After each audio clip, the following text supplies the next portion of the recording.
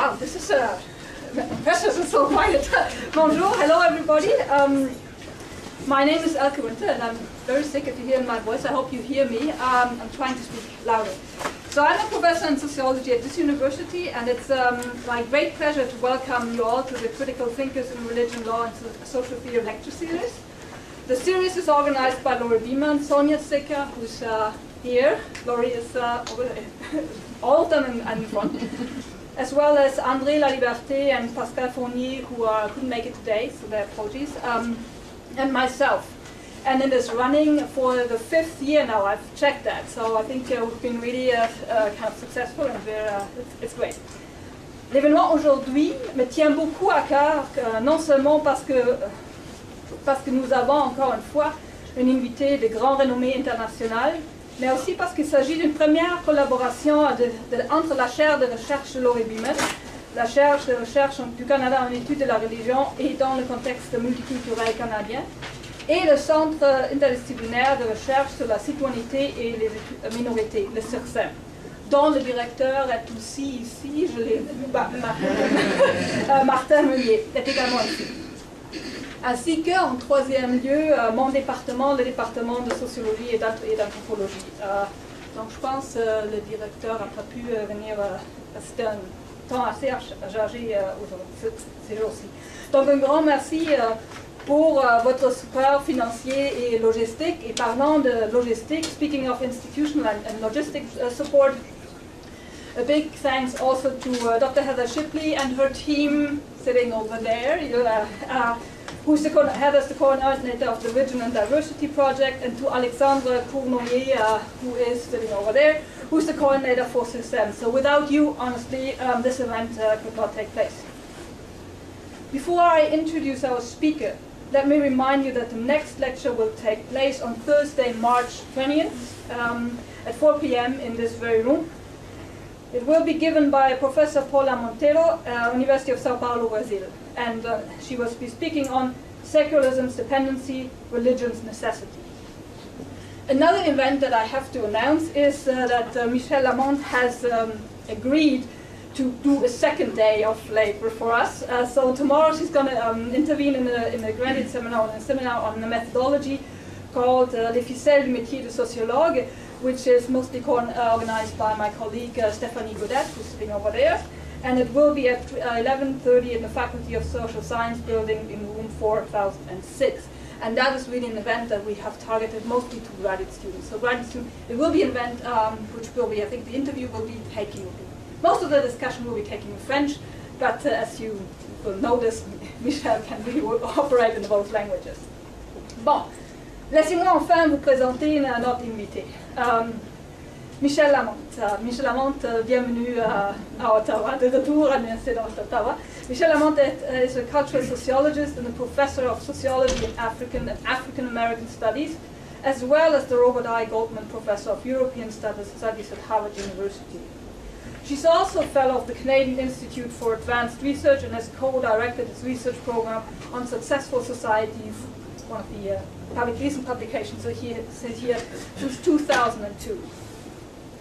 Michèle Lamont is a recognized expert in the fields of sociology of inequality, race and ethnicity, the sociology of knowledge, the sociology of higher education, sociological theory, and comparative and qualitative sociology. Michèle Lamont vient de la région. Elle a obtenu son diplôme du premier cycle à l'Université d'Ottawa et du deuxième cycle en sciences politiques. Par la suite, elle a fait son doctorat en sociologie à l'Université de Paris, puis elle est revenue en Amérique du Nord en tant que chercheur postdoctoral à l'Université de Stanford. Professor Lamont has published over 80 peer-reviewed articles and book chapters, and I couldn't count all her edited volumes. I guess we would still be here tomorrow if I were to list all of her outstanding accomplishments and awards. Let me simply highlight her single-authored books, for which she won also several awards.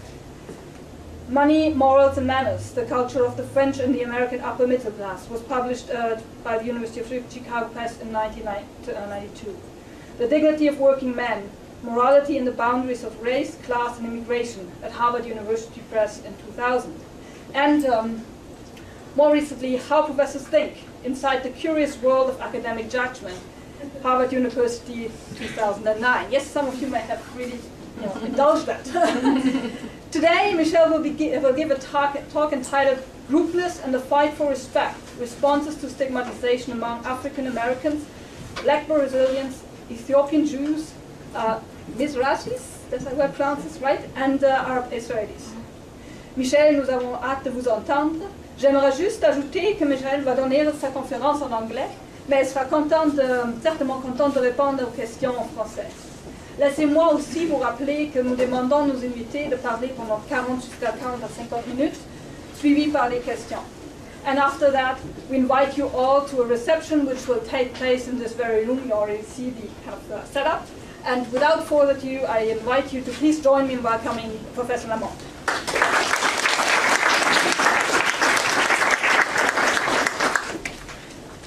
Well, thank you very much. Merci beaucoup de m'inviter. Ça me fait vraiment très, très plaisir d'être ici.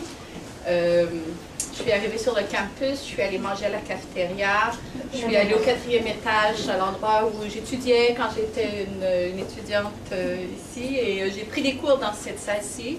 Le cours de André Vachek était vraiment super, l'histoire de la pensée politique de Platon à Marcuse, et ça m'a plus ou moins convaincue de devenir universitaire. Alors c'est vraiment un grand plaisir d'être ici. J'ai donné une présentation dans le département il y a quelques années, mais c'était dans un nouvel édifice que je ne connaissais pas. Alors je suis très émue d'être ici. Merci beaucoup.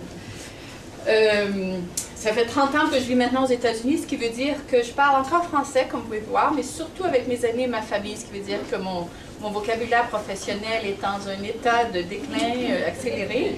Alors, pour cette raison-là, je vais présenter en anglais, mais comme Elke a souligné, je vais répondre, ça me fera plaisir de répondre aux questions en anglais ou en français. And I'm really very honored to be part of this series because it's obviously a very important topic, and I was saying that it really brings together people from a range of discipline when you study diversity under all its various forms, whether religious, ethnic, racial, and you will see that the project on which I've been working on, I think you are a very good audience for me, because this is a book that is still very much in the making. So I spent last week in Jerusalem working with my Israeli collaborators, and I gave a talk in the Department of Sociology at Hebrew University and at Tel Aviv, and when you hear what I say, you will understand how important it was for us to be able to present this research there. And I'm going to Brazil in March to do the same thing. But the project very much for me emerged because I grew up in Quebec during the peak of the nationalist movement. I started my first year here in '76, a few months before the Parti Québécois was elected for the first time. So the idea of how groupness is created and how the question of responses to stigmatization is, I think, very much, you know, the years I was growing up, it was a real laboratory to think very seriously about this. And when I moved to France to do my graduate work, the North African question was already salient, but far less discussed than it is now. And of course, black racism against blacks did not exist in France then, as we all know. And, when I moved to the United States, I became very interested in the issue of stigmatization and the various forms that it takes across contexts. So my second book, The Idea of Working Man, was about this. But with this book, I really tackled it in a much more serious way. And so we're looking at, I have collaborators in Brazil and Israel, and the project was conducted in the US in close collaboration with a few African-American graduate students. And why these three cases? From the very beginning, I was interested in essentially the creation of social inclusion. My early work had been on the creation of social boundaries. That's where Ilke's interest and mine overlap. Boundary work in the upper middle class, in the working class in France and the US, really building and criticizing the work of Pierre Bourdieu. The Dignity of Working Man came out in 2000, and then I started being interested in the question of the transformation of group boundaries, the creation of social inclusion in everyday life by ordinary people who are not involved in social movements. Really the challenging of boundaries as it happened in an ongoing fashion. because I'm interested in cultural processes that permeate social life, okay? Why these three cases? Well, at the start we thought, you know, let's look at cases where the boundaries between the dominant and subordinate group are quite porous, and at other cases where they are really very policed with a great deal of vigor. Hence the case of Israel and the case of Brazil.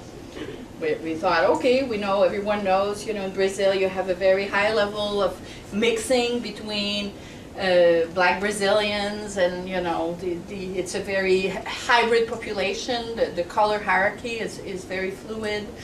And the Israeli case really stands as one where the boundaries are policed violently on a daily basis. But before getting into the specific of the case, I want to give you the broader context in which this project has emerged. So in 2002, I was asked to join a project that was being put together by the Canadian Institute for Advanced Research, which is a nonprofit foundation in Toronto. And for 10 years, 15 years, they had supported researchers who studied population health and human development. And they have been very interested in the question of the health gradient. The fact that the greater the level of inequality across societies, the greater health inequality as well, so to simplify. But they had reached a point where they thought, okay, we need to bring in other social scientists. So they asked people like myself and my co-author Peter Hall, another expert in a range of fields, to come to think about what are the factors that create health inequality. And we produced this first book, which came out,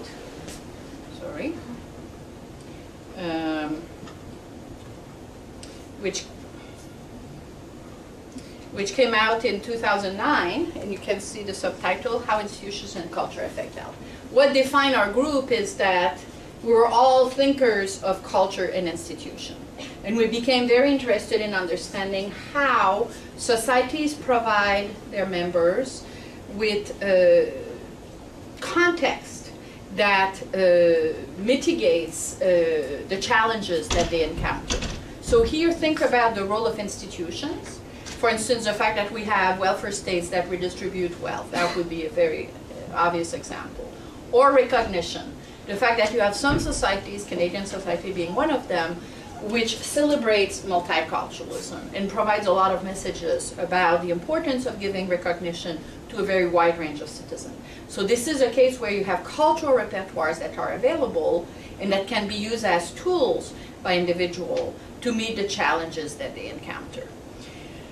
And my role in this project was very much to bring in culture and recognition. There were other cultural specialists in it, Anne Swidler, Bill Sewell, and there were people like Will Kemlicka who looked at the multicultural end of things. So it was really, we functioned a little bit like a multi-headed hydra with, you know, people having different specialties and learning to talk together over a 10-year period. We met 3 times a year to try to develop the framework. And the book that came out last year, this first book, Social Resilience in the Neoliberal Era, we're very explicitly concerned here not with individual resilience, which I like to describe as the Superman approach to resilience. The question here is generally about why is it that specific individuals are better equipped to face crisis and come back, you know, glowing. Here we're not interested in individuals. We're again interested in the cultural characteristics of the environment in which we live, and how these environments give groups resources to be resilient and to meet the challenges that they encounter. And here, the neoliberal era, our approach to neoliberalism was to focus on market fundamentalism and the privatization of risk, and to understand it as a set of social change that happen at the level of, you know, the greater centrality of the market in organizing social relationships, the role of the state in facilitating this, the putting in place of a system of control and measurement and evaluation, the audit society that ensures that this happens, but also transformation at the cultural level, which means that increasingly people think of their value as human beings through a neoliberal filter that is as competitors, as producers, as consumers, and as individuals. Okay? So there's a first chapter in the book written by Peter Evans and Bill Sewell, which provide this analysis of neoliberalism, which I like a lot, in part because